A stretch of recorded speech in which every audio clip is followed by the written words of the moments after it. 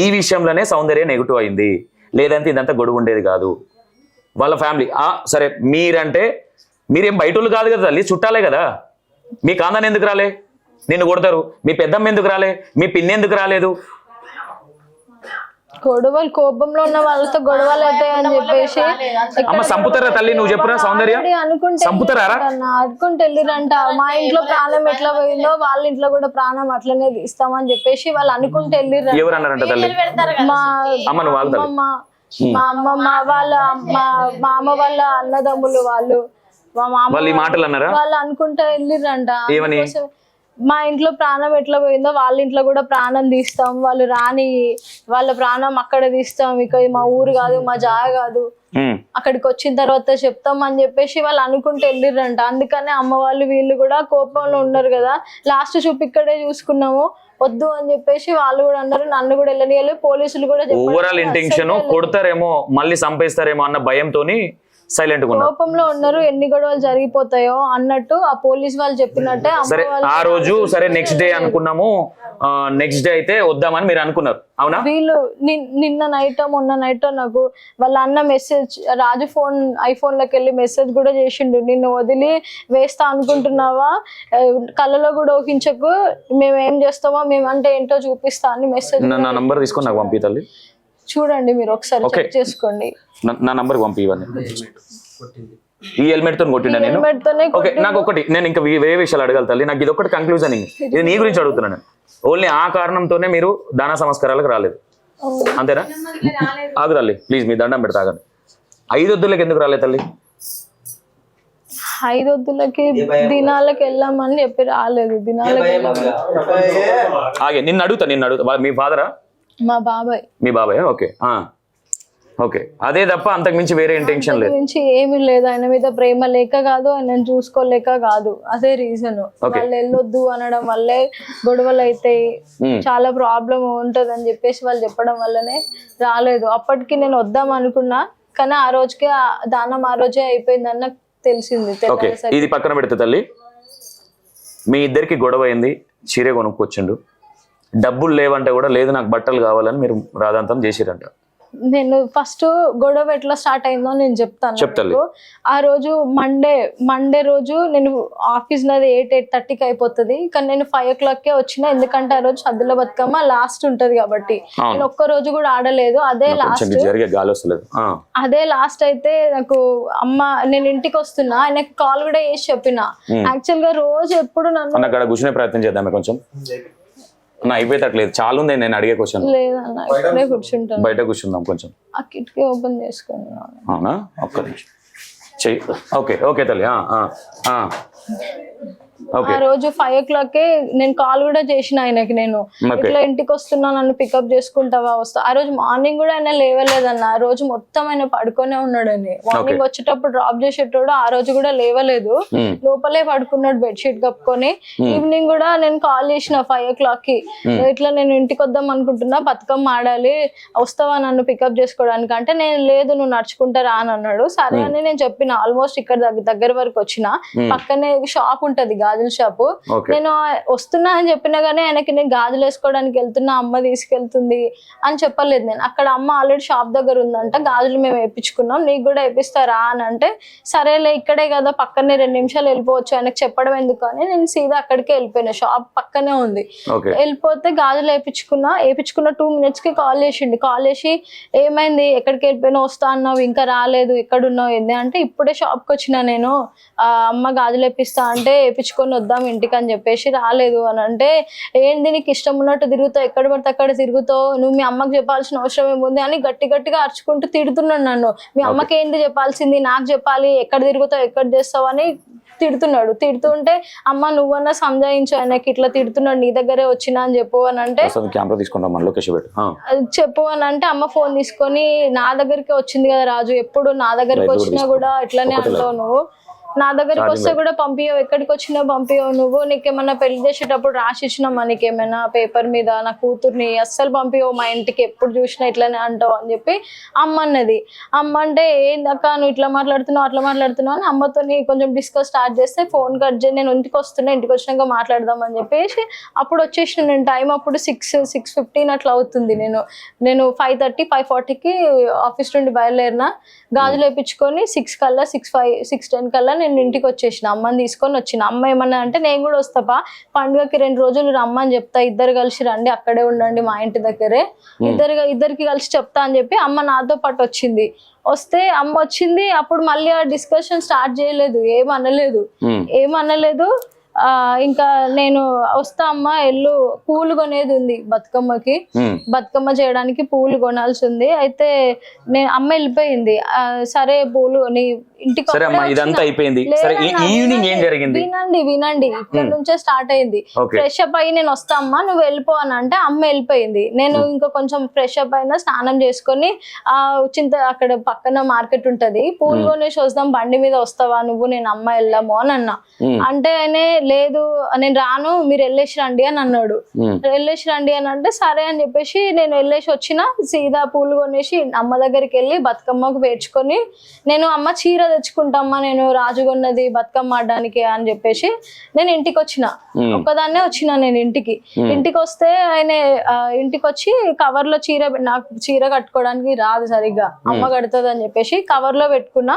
Cover లో పెట్టుకొని ఇంకా అక్కడికి రావచ్చు కదా ఒక్కడివే ఉండి ఏం చేస్తావు ఇక్కడ అని చెప్పేసి అంటే స్టార్ట్ చేసిండు, మీ అమ్మ ఏంది అట్లా మాట్లాడుతుంది, రాసిచ్చినమ్మా గీసిచ్చినమ్మా అని మాట్లాడుతుంది, ఇష్టం ఉన్నట్టు మాట్లాడుతుంది, ఏంది రెస్పెక్ట్ లేకుండా అంటే రెస్పెక్ట్ లేకుండా ఏమైంది, ఇంకా చాలా ఉంది టైము, మీ అమ్మ ఇప్పుడు ఎందుకు అక్క అయిన మాత్రాన అక్కలాగా కాదు అత్తలాగా మాట్లాడమని చెప్పు, రెస్పెక్ట్ లేకుండా మాట్లాడొద్దని చెప్పు అంటే తప్పేమన్నది, నువ్వు అసలు 2 నిమిషాలు బయటకు వస్తా నువ్వు అట్లా అన్నావు అని చెప్పేసి అన్నది అమ్మ. అట్లా తప్పేముంది అంటే ఇంకా కొంచెం బూతులు తిట్టడం అట్లా స్టార్ట్ చేసిండు, బూతులు అది ఇది అని అంటే ఇంకా నాకు ఉట్టిగా ఎందుకు ఇట్లా అంటున్నాడు అని చెప్పేసి నేను మాటకి మాట సమాధానం ఇచ్చిన. కొట్టిండు నన్ను, ఎట్లా పడితే అట్లే కొట్టిండు. ఆ రోజు అప్పుడే గాజులు వేసుకొని వచ్చిన, నా గాజులు అన్ని వలిగిపోయినాయి, హెల్మెట్ తోని కూడా తల మీద ఇట్లా కొట్టడానికి వస్తే చెయ్యి పెట్టుకున్నా, చెయ్యిగో అమ్మవారిది రింగు లోపలికి వెళ్ళిపోయింది. ఇది ఇట్లా పెట్టుకోవడం వల్ల తలకి దెబ్బ తాకలేదు, రిమోట్ ఇది వలిగిపోయింది. ఈ హెల్మెట్ తో మిమ్మల్ని కొట్టిందా? ఇగో చూడండి. దేని గురించి ఇది కొట్టింది? దేని గురించి ఆయన కొంచెం బ్యాడ్ మాటలు యూజ్ చేసిండు, బ్యాడ్ మాటలు యూజ్ చేస్తే నేను కూడా తిట్టిన ఆయనని. తిట్టడం వల్ల కోపంలో ఆయన వచ్చి నన్ను కొట్టిండు. కొడితే సద్దుల బతుకమ్మ రోజే అప్పటికి టైం 8 అట్లా అవుతుంది. చాలా కొట్టిండు నన్ను. కొట్టేసరికి ఇంకా నేను కోపంలో ఏడ్చుకుంటే ఇంకా అదే టైంలో అమ్మ ఫోన్ చేసింది. అమ్మ ఫోన్ చేస్తే అమ్మ నువ్వేం తప్పుగా మాట్లాడినావమ్మా, ఈయన నాతో గొడవ పెట్టుకుంటుండు, ఒకసారి నువ్వు ఇంటికి రా అని అంటే అమ్మ అప్పుడే వచ్చింది. ఇంకా అప్పుడే ఆయన ఇక్కడ బీర్ తాగుతున్నాడు, 3-4 బీర్లు తెచ్చుకున్నాడు. ఏ రోజు? సద్దుల బతుకమ్మ రోజు. ఆ రోజే నేను పువ్వులు కొని బతుకమ్మకి చేసి చీర తెచ్చుకోవడానికి తాగుతున్నాడు. డస్ట్బిన్ లో బీర్లు ఉండే, ఇక్కడ నిన్ననే వచ్చి క్లీన్ చేసి అమ్మ వాళ్ళు, ఇక్కడ గ్లాస్ పగిలిపోయి. పంచనామా అయిన తర్వాత అసలు ముట్టొద్దు కదా, ఏది ఎక్కడ అక్కడ ఉండాలి, మీరు ఎందుకు చదివారు? నిన్ననే ఓనర్ అంతా స్మెల్ వస్తుంది క్లీన్ చేయండి అంటే నిన్ననే వచ్చినాము. ఓకే అయింది. తర్వాత ఏం జరిగింది? అయితే బియర్ తాగుతున్నాడు. ఇంకా నేను అమ్మ వచ్చింది, నేను అమ్మకి ఫోన్ చేసి రానంగానే ఆయన తాగే బీర్ సీసా పగలగొట్టేసిండు, పక్కన పడేసి నువ్వు మీ అమ్మకి మళ్ళీ చెప్పినావా, నా పరువు తీస్తావా నువ్వు చెప్పి, ఆల్రెడీ ఒకసారి నువ్వు నా మీద కంప్లైంట్ ఇచ్చినావు, నా ఇజ్జత్ పరువు మొత్తం పోయింది, నువ్వు మళ్ళీ మీ మమ్మీతో చెప్పినావు, మీ అమ్మ ఇంట్లో వాళ్ళందరికీ చెప్పి మళ్ళీ నా ఇజ్జత్ మొత్తం పోతుంది, నా పరువు అంతా పోతుంది, ఇంకా నువ్వు వద్దు నువ్వు వెళ్ళిపో అని నన్ను తోసేస్తున్నాడు. ఇంకా 3-4 ఉన్నాయి ఇట్లాంటివి. నన్ను తోసేస్తున్నాడు, నువ్వు వెళ్ళిపోయి అవసరం లేదు నువ్వు వెళ్ళిపో అని చెప్పేసి నన్ను అమ్మని నువ్వు కూడా వెళ్ళిపో, ఇద్దరు కలిసి వెళ్ళిపోండి అని తోసేసి డోర్ పెట్టుకుంటున్నాడు. డోర్ పెట్టుకుంటే ఇంకా నేను సరే అని కోపంలో ఉన్నాడు. నేను కూడా ఇట్లా ఎంత గొడవ అయింది, కొంచెం పైన వద్దాంలే అని చెప్పేసి నేను ఇంటికి వెళ్ళిపోయిన తర్వాత ఫోన్ చేసిండు. నేను జస్ట్ ఇంటికి ఇట్లా రీచ్ అయినా అమ్మ వాళ్ళ ఇంటికి ఫోన్ చేసి నేను కొన్న చీర నాకు తీసుకొచ్చేసేయి అని అన్నాడు. నేను కొన్న చీర నాకు ఇచ్చేసేయి, నాకు తీసుకొచ్చేసేయి అని అంటే మళ్ళీ ఎందుకు ఆయనకి ఇష్టం లేదమ్మా, ఆయన లేకుండా నేను ఇక్కడ ఒక్కదాన్ని ఆడుకోవడం ఆయనకి ఇష్టం లేదమ్మా అని చెప్పేసి చీర నేను రాను అమ్మతో పంపిస్తా అని చెప్పేసి మా మమ్మీతోని చీర పంపించేసిన నేను. చీర పంపించేస్తే అప్పుడు 8:30 or సంథింగ్ అవుతుంది. అమ్మ చీర తీసుకొని ఇచ్చేసిన తర్వాత అసలు నాకు బతుకమ్మ ఆడాలని లేదు, నాకు ఏం లేదు, అంత గొడవ అయింది. నాకు అసలు మీరు కాల్లో మాట్లాడిరు, ఒక కాల్ మాట్లాడిరు, దాంట్లో ఎందుకు రికార్డ్ చేస్తున్నావు అన్నాను, అదే అదే టైంలో.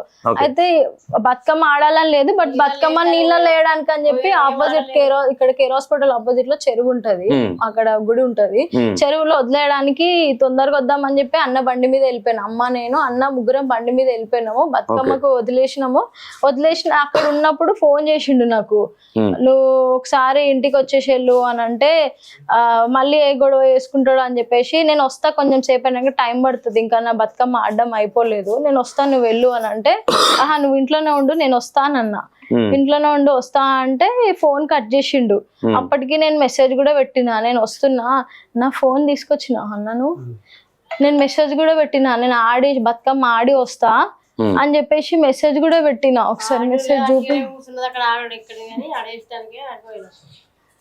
నేను ఆయనకు మెసేజ్ కూడా పెట్టినా, నేను వస్తా, ఎంత గొడవ అయినా సరే ఇంటికే వస్తా అని పెట్టినా అన్న. నేను మండే రోజు చూడండి 9:02 or సంథింగ్ అవుతుంది, అప్పుడు నేను అక్కడ ఉన్నా. నేను చూపియండి ఒకసారి. నేను రాను అని చెప్పి నేను అంత గొడవ పెట్టుకొని ఆయనకి టార్చర్ పెట్టి కూడా నేను పోలే. అది చాలా చిన్న గొడవ, అది అంత చిన్న గొడవ, ఆయన అంత పెద్ద పని చేసుకుంటాడని కూడా నేను అనుకోలేదు. ఎన్నో గొడవలు అయిపోయినాయి అట్లాంటివి. అమ్మ నీతోని ఆ వాయిస్ లో ఆడియో కాల్లో నేను విన్నది చెప్తున్నా, ఆయన కొంచెము డిప్రెషన్ గా మాట్లాడుతున్నాగా మీరే అంటున్నారు తాగుతున్నారు ఇక్కడ కూర్చొని. అవును తాగుతున్నాడు, గొడవ అయిందని మీరే అంటున్నారు, హెల్మెట్ తో తీసుకుని కొట్టిండని మీరే అంటున్నారు. నీతో మాట్లాడాలి రా అన్నప్పుడు నువ్వు ఒక మాట వస్తే ఇది జరగకపోనేమో అని అనుకోవచ్చు కదా. అట్లా చాలా సార్లు అయినప్పుడు అట్లనే నేను బయటికి వెళ్ళి ఒక్కొక్కసారి పైన కూర్చునేదాన్ని, కిందికి వెళ్ళిపోయేదాన్ని గొడవ అయినప్పుడు. ఎందుకంటే ఆయనతోనే ఉంటే డిస్కషన్స్ వల్ల మాకు గొడవలు అయితే, అందుకే నేను బయటికి వెళ్ళిపోతే నేను ఇంకా ఆయన ఫోన్ చేసేటోడు, రా ఇట్లా చేసుకుంటా అట్లా కొంచెం ఆయన భయపెట్టేటోడు నాకు. అట్లా నాకు చాలా సార్లు అయింది కాబట్టి నేను పట్టించుకోలేదు. నాకు నిజంగా అట్లా హ్యాంగింగ్ అనేది ఇది ఫస్ట్ టైమా, ఇంతకుముందు ఏమైనా ట్రై చేసింది? ఎప్పుడు ట్రై చేయలేదు, ఇది ఫస్ట్ టైం. ఓకే, ఇక్కడ ఫ్యాన్ ఉండేదా? ఇక్కడ ఫ్యాన్ ఉండేది, నిన్ననే తీసేసారు. ఇక్కడ ఒక ఫ్యాన్, లోపల ఒక ఫ్యాన్ ఉండేది. ఓకే, అయిపోయింది. నేను సీదా మమ్మీ వాళ్ళ ఇంటికి వెళ్ళిపోయినా. అప్పటికి 9:10, 9:15 అవుతుంది. నేను రిటర్న్ వచ్చేసిన అప్పటికి. ఆయన నాకు తెలిసి ఆయన కూడా అదే టైంలో ఇక్కడ ఆయన చేసుకుంటున్నాడు.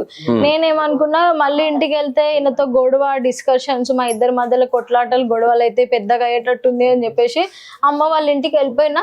అమ్మ అన్నది ఎల్లకు, మళ్ళీ గొడవ అవుతుంది, మళ్ళీ కొట్లాడుకుంటారు, మీరు ఇక్కడే వండుకో, రాజు వస్తాడు, లేకపోతే ఒక్కడైనా ఆడ వండుకుంటాడులే అని చెప్పేసి అంటే సరే అని చెప్పేసి నేను అక్కడే పడుకున్నా. టైం 11:30 అట్లా అవుతుంది, 11:40 అవుతుంది.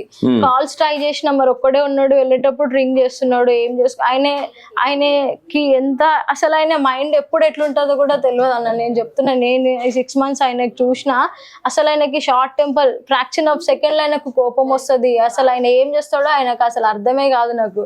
కానీ నేను ఇంత పెద్ద పని చేస్తాడని నేను అస్సలు అనుకోలేదు. ఫోన్ చేసినా లిఫ్ట్ చేయలేదు. 11:40, 11:45 అవుతుంది. 3-4 times కాల్ చేసినా, ఆయన 2 ఫోన్లకి ఫోన్ చేసినా లిఫ్ట్ చేస్తలేడు.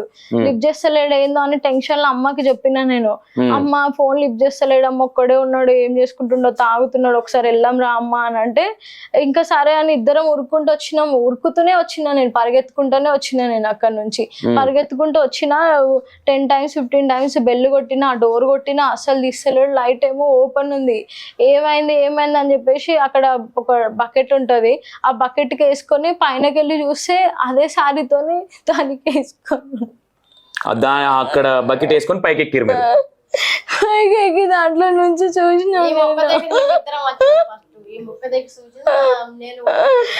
చూడంగా నేను షాక్ అయిపోయినా, నాకేం చేయాలో అర్థం కావట్లేదు. గట్టి గట్టిగా డోర్, అప్పుడు వెంటనే నేను అన్న ఫోన్ చేతిలో ఉండే అన్నకి తమ్ముడికి ఫోన్ చేసిన, కింద వాళ్ళకి, కింద అన్న వాళ్ళు ఉంటారు, వేరే కిరాయి వాళ్ళు ఉంటారు, వాళ్ళకి పిలిచిన, డోర్లు కొట్టేసి పక్కన ఉన్న అంకుల్ వాళ్ళు వీళ్ళందరూ ఉంటారు, వాళ్ళందరికి కిందికి వెళ్ళి పిలుచుకొని వచ్చిన. నిన్ను పిలుచుకొని వస్తే ఆ డోరు ఎంత ట్రై చేసినా వస్తలేదు. వాళ్ళు వచ్చి గట్టిగా తన్నిరు, డోర్ కి తన్నడం వల్ల డోర్ లోపలికి వెళ్ళి ఓపెన్ అయింది. ఓపెన్ అయితే తొందరగా నాకు పట్టుకొని వాళ్ళది చీర కట్ చేసిరు, ఎంత తీసినా వస్తలేదు, చాలా టైట్ గా ఉంది.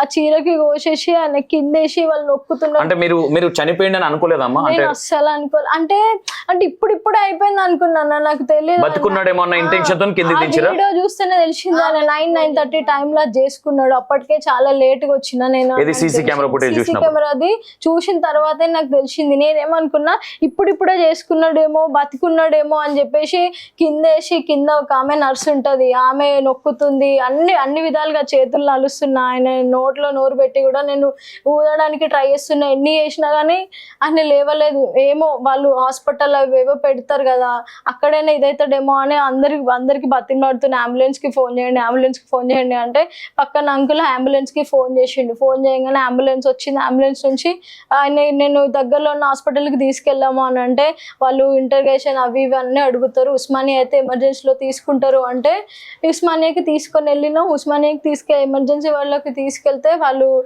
ఒక 5 minutes 10 minutes ట్రై చేసిరు, లేరు, చనిపోయిండు అని చెప్పారు వాళ్ళు.